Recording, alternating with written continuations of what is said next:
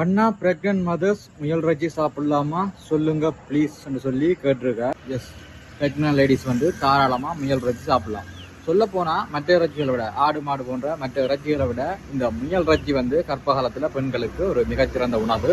முயல் இறைச்சியை வந்து நீங்கள் தாராளமாக சாப்பிடலாம். ஆனால் இதில் முக்கியமாக 3 விதிகளை கவனிக்கணும். இன்னும் 3 விதிகள்னு சொன்னால், முதலாவது முயல் இறைச்சி நீங்கள் சாப்பிட போகிற அந்த முயல் இறைச்சி காட்டிலிருந்து வேட்டையாடப்பட்டதாகவோ அப்படி இல்லாட்டி வீடுகளில் நீங்கள் சாதாரணமாக வளர்க்கப்பட்ட முயலாகவோ இருக்கக்கூடாது என்று சொன்னால், இதில் வந்து கிருமிகள் இருக்க வாய்ப்பு இருக்குது. இது வந்து அந்த கருவில் இருக்கிற குழந்தைக்கு வந்து ஆபத்து. இதால் என்ன செய்யணும்னு சொன்னால், பண்ணைகளில் வளர்க்கப்பட்ட முயல்னு சொன்னால் சிறந்ததுன்னு சொன்னால், பண்ணைகளில் வளர்க்கப்பட்ட முயலுக்கு ஊசி மருந்துகள்லாம் கொடுப்பாங்க. இதால் வந்து அந்த கிருமி இருக்க வாய்ப்பு குறைவு. அப்போது பண்ணைகளில் வளர்க்கப்பட்ட முயல் சிறந்தது. காடுகளில் வேட்டையாடப்பட்ட முயலோ அப்படியே வீடுகளில் சாதாரணமாக இருக்கிற முயலையோ தவிர்க்கிறது நல்லது. அடுத்தது 2வது விதி என்ன சொன்னா, இறைச்சியை வந்து நல்லா சமைக்கணும். என்ன சொன்னா, ஏற்கனவே சொன்ன மாதிரி இறைச்சியில கிருமிகள் இருக்க வாய்ப்பு இருக்கு. அதால வந்து இறைச்சியை மிக நன்றாக சமைக்கணும், நல்லா நெருப்புல சமைக்கணும். இதான் வந்து 2வது விதி. 3வது விதி என்ன சொன்னா, அளவோட சாப்பிடணும்.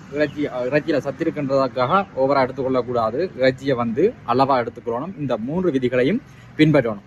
இதுக்கு அடுத்ததான் நீங்க வந்து முதல் முறையா முயல் இறைச்சியை சாப்பிட போறீங்கன்னு சொன்னா, எதுக்கும் வந்து ஒரு கொஞ்சமா சாப்பிட்டு பார்த்துட்டு பிறகு தாராளமா எடுத்துக்கொள்றது நல்லது. ஏன்னு சொன்னா, முயல் வந்து சில பேருக்கு ஒவ்வாமை குணம் இருந்தா அதன் மூலம் ஏதாவது அபாயங்கள் வர வாய்ப்பு இருக்கு. ஒவ்வாமை குணம் வர வாய்ப்பு இருக்கு. அதால கொஞ்சமா சாப்பிட்டு பாருங்க. அதுக்கு பிறகு தாராளமா சாப்பிடுங்க.